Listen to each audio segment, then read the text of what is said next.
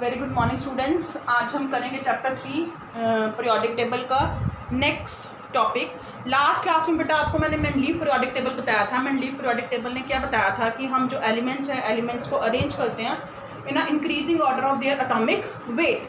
उसके बाद हमारे पास एक नेक्स्ट साइंटिस्ट आया था, डेट इज अ मोज़ले। इन 1912 में आया था, 1912 में आया था। उसने एक एक्सपेरिमेंट करा था। उसने क्या एक्सपेरिमेंट करा था? उसने 38 डिफरेंट एलिमेंट लिए और उनके ऊपर एक हाई स्पीड इलेक्ट्रॉन्स की बम्बार्डमेंट कराई। जैसे लेट्स सपोज उसने एल्यूमिनियम का एक एलिमेंट लिया और उसके ऊपर हाई स्पीड इलेक्ट्रॉन की बम्बार्डमेंट कराई, या उसने आयरन का एक एलिमेंट लिया तो उसके ऊपर हाई स्पीड इलेक्ट्रॉन की बम्बार्डमेंट कराई। तो ऐसे उसने 38 डिफरेंट एलिमेंट के ऊपर ये एक्सपेरिमेंट करा। तो जब उसने उन 38 डिफरेंट एलिमेंट के ऊपर एक्सपेरिमेंट करा, हाई स्पीड इलेक्ट्रॉन्स को बम्बार्डमेंट कराई, तो उससे एनर्जी एमिट हुई। तो जब वो एनर्जी एमिट हुई, उसने एक्सरे उसकी स्टडीज करी। जो एक्स रेज वहाँ से निकली, एमिटेड हुई, उसने जब उसकी स्टडी करी तो उसने क्या देखा कि वो एक रिलेशन दे रहा था। It is a square root of a frequency is equal to a in a small bracket z minus b. इस एक्सप्रेशन से उसने क्या कहा कि इसमें जो square root of a v है वो क्या है? फ्रीक्वेंसी है हमारे पास। a क्या है? Constant of a proportionality. means the square root of a frequency is directly proportional to a atomic number। z क्या था? एटॉमिक नंबर था। और जो इसमें b था, वो b क्या था बेटा? वो भी एक कांस्टेंट टर्म थी। वो अलग अलग लाइंस आ रही थी जो एक्सरे स्टडी में, यानी कि जो डिफरेंट एलिमेंट के ऊपर जब हमने हाई स्पीड इलेक्ट्रॉन को बम्बार्ड कराया तो इससे जो एनर्जी एमिट हुई थी into a different region, they are having a different line, उनको उसने कांस्टेंट b मान लिया। और a क्या था हमारे पास? कांस्टेंट ऑफ अ प्रोपोर्शनैलिटी था। तो इस प्रोपोर्शनैलिटी को इक्वल में चेंज करा तो हमने एक कांस्टेंट लगा दिया, दैट इज अ a। और स्क्वायर रूट क्या है? फ्रीक्वेंसी। z क्या है? Atomic number. आपने 10th क्लास में भी किया, +1 में भी किया बेटा। एटॉमिक नंबर को हम z से रिप्रेजेंट करते हैं। तो उसने इस क्या करा? उसने ये देखने के लिए कि ये हमारा एक्सप्रेशन सही आ रहा है कि नहीं, उसने एक ग्राफ प्लॉट करा। Graph plotted between square root of a frequency versus z। किस किस के बीच में? Square root of a frequency versus z। क्यों? a और b तो क्या थे? कांस्टेंट। तो वो जो ग्राफ था बेटा, वो ग्राफ कैसे आया? ऐसे स्ट्रेट लाइन आया कि एटॉमिक नंबर बढ़ने के साथ साथ हमारे पास जो फ्रीक्वेंसी थी वो बढ़ रही थी। और फ्रीक्वेंसी क्या है? एक फिजिकल प्रॉपर्टी। जब वो एक ग्राफ स्ट्रेट लाइन आया तो उसने क्या कंक्लूजन निकाला? मोज़ले ने कंक्लूजन निकाला कि हमारे पास जो एटॉमिक नंबर है, वो एक बेटर फंडामेंटल प्रॉपर्टी हो सकती है देन एटॉमिक वेट। तो उसने सोचा कि अगर हम एलिमेंट्स को एटॉमिक वेट की बजाय अब एटॉमिक नंबर से अरेंज करके देखें तो क्या हम इजीली और हमारे पास अच्छा एलिमेंट्स की स्टडी हम कर सकते हैं। तो उसने अपना क्या दे दिया? एक नया लॉ दे दिया जिसको क्या बोलते हैं? Modern periodic law. और वो मॉडर्न पीरियोडिक लॉ क्या था? It state that the physical and chemical properties of the element, कि वो क्या कह रहा है कि किसी भी एलिमेंट की फिजिकल और केमिकल प्रॉपर्टीज क्या है? Periodic function of their atomic number. कि किसी भी एलिमेंट की जो फिजिकल और केमिकल प्रॉपर्टीज हैं वो किस पे डिपेंड करती हैं? उसके एटॉमिक नंबर पे डिपेंड करती हैं। फिर उसने क्या बोला? If the elements are arrange in order of their increasing atomic number, कि अगर एलिमेंट को इंक्रीजिंग एटॉमिक नंबर में अरेंज किया जाए तो जिन एलिमेंट की सिमिलर प्रॉपर्टीज थी वो एक रेगुलर इंटरवल के बाद क्या हो रही हैं? रिपीट हो रही हैं। तो ये क्या था? मॉडर्न पीरियोडिक लॉ था। अब मैं जो ये मॉडर्न पीरियोडिक लॉ था कि वो जो प्रॉपर्टीज हैं वो कैसे रिपीट हो रही है, उन्होंने कहा ना the element with similar properties are repeated after a certain regular interval of a time.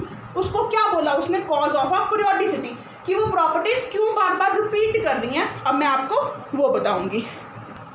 देखो बेटा आगे क्या है? कॉज ऑफ पीरियोडिसिटी, कि वो जो प्रॉपर्टीज थी वो बार बार रिपीट कर रही हैं। वो क्यों रिपीट कर रही हैं? उन्होंने कहा जो cause of periodicity and the property is the repetition of a similar outer electronic configuration after a certain regular interval of a time। तो उन्होंने क्या बोला कि एक टाइम के बाद जो हम इलेक्ट्रॉनिक कॉन्फ़िगरेशन जो आपको मैंने क्वांटम नंबर के बेस पे लास्ट चैप्टर में लिखनी सिखाई थी, एक टाइम के बाद वो प्रॉपर्टीज रिपीट करती हैं। जैसे देखो बेटा आपको हाइड्रोजन बताया था। अगर मैं हाइड्रोजन की बात करूँ तो इसका एटॉमिक नंबर 1 है, 1s1।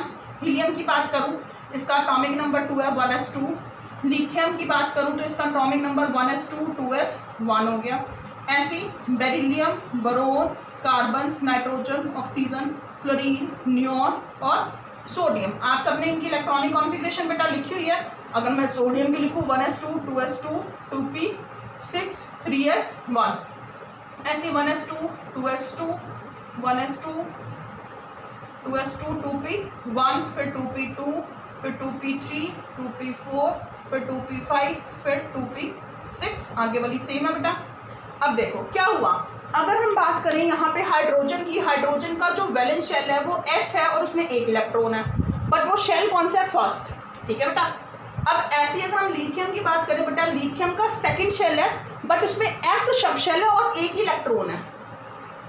ऐसे ही उसके बाद अगर मैं सोडियम की बात करूं तो बेटा सोडियम में क्या हमारे पास s सब शेल है और एक इलेक्ट्रॉन है। तो इन तीनों एलिमेंट की आउटर इलेक्ट्रॉनिक कॉन्फ़िगरेशन क्या है, सेम है। वो क्यों सेम है, क्योंकि s से सब शेल आ रहा है और उसमें एक इलेक्ट्रॉन आ रहा है, number of shell are different. तो ये क्या हुआ कि जो वो क्या कहना है कि सिमिलर आउटर इलेक्ट्रॉनिक कॉन्फ़िगरेशन, कि बाहर वाली कॉन्फ़िगरेशन जो सबसे लास्ट शेल होता है उसकी जो कॉन्फ़िगरेशन है वो सेम है और वो रिपीट हो रही है आफ्टर रेगुलर इंटरवल, एक टाइम के बाद। जैसे यहाँ पे इसके बाद रिपीट हुई, ऐसे ही इसके बाद रिपीट हुई। अगर हम जैसे ग्रुप 1 कंसिडर करें, आप अपनी बुक में देखोगे या मैं आगे पीरियोडिक टेबल की डिटेल बताऊंगी, तो ग्रुप 1 के ये एलिमेंट है बेटा, lithium, sodium, potassium, rubidium, caesium and francium. Lithium का एटॉमिक नंबर 1, सोडियम का 11, पोटाशियम का 19, रूबियम का 37, सीजियम का 85, फ्रांशियम का 87। और अगर मैं इनकी इलेक्ट्रॉनिक कॉन्फ़िगरेशन लिखूं, जैसे लिथियम की मैंने यहाँ पे लिखी, इसका एटॉमिक क्या है हमारे पास, जो एटॉमिक नंबर 3 1s2 2s1, इसकी 1s2 2s2 2p6 and 3s1 3 4 5 3 ये कितने हो गए टोटल इलेक्ट्रॉन, 6 7 8 9 10 और 11। ऐसे इसका 19 है तो क्या बनेगी 1s2 2s2 2p6 3s2 3p6 and 4s1। देखो कितने हो गए, 6 इलेक्ट्रॉन, 6 7 8 9 10 11 12 और 6 18 18 और 1 19। अगर आप यहीं से ऑब्जर्व करो, नीचे वाली नहीं भी ऑब्जर्व करते कि अगर आपको नहीं भी लिखना आता तो मैंने शॉर्टकट में लिख दिया।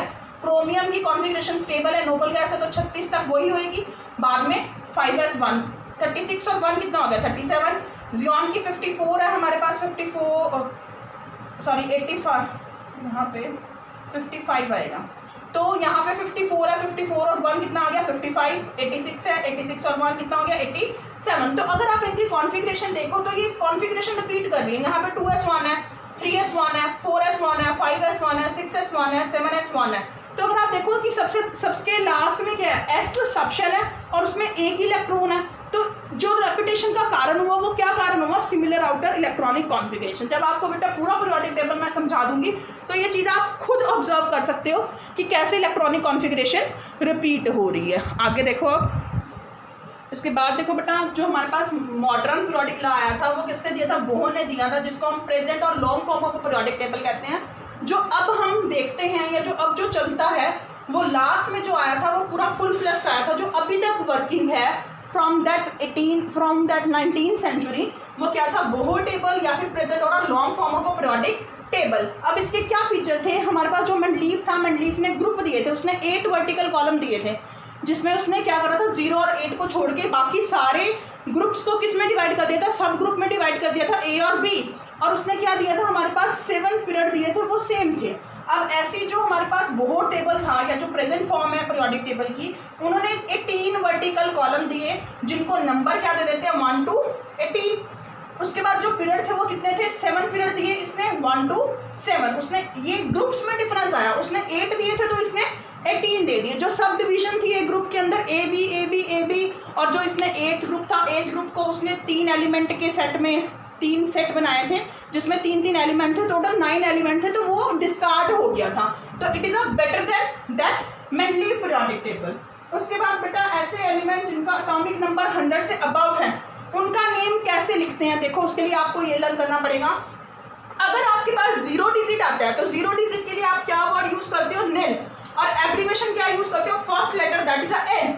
अगर 1 आता है तो उसके लिए अन, एब्रीविएशन इज यू, 2 आता है तो बाई, एब्रीविएशन इज बी, अगर 3 आता है तो हमारे पास tri and the abbreviation is T, 4 आता है तो quad, abbreviation is Q. First letter बेटा इसकी एब्रीविएशन है, ठीक है। 5 के लिए पेन, 6 के लिए हेक्स, 7 के लिए सेप्ट, 8 के लिए ऑक्ट, 9 के लिए इन।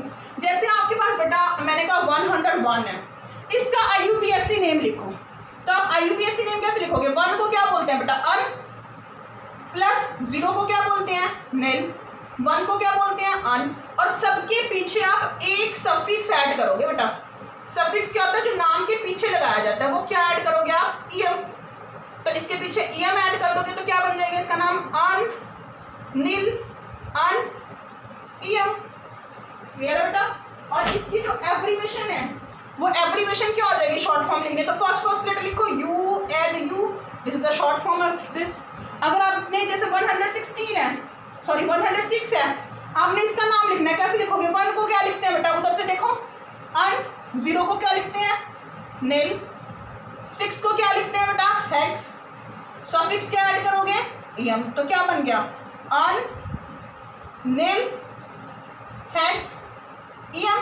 एब्रीविएशन क्या है? UNH। क्लियर है? ऐसी अगर आपके पास 116 है बेटा, टोटल 118 एलिमेंट डिस्कवर है, 116 है, इसका लिखना है तो अन प्लस अन, 6 को क्या है? हेक्स, सफिक्स क्या है? ईएम। क्या बन गया? Unhexium. Abbreviation is UUH, this is a short form. ठीक है बेटा? ऐसे आप लिख सकते हो इनके IUPAC नेम जिनका एटॉमिक नंबर 100 से अबव है। 100 से अबव के लिए है बेटा ये सीक्वेंस। ठीक है? अब आप मेरे को होमवर्क में जो भेजोगे, दिस इज योर होमवर्क। एक तो ये वाले नोट्स बनाओगे और एक आपने 105 का, 112 का, 108 का, 118 का एंड 109, इनके आप IUPAC नेम लिखोगे। ठीक है बेटा? अगर कोई भी डाउट होगा you can ask. Thank you and have a nice day.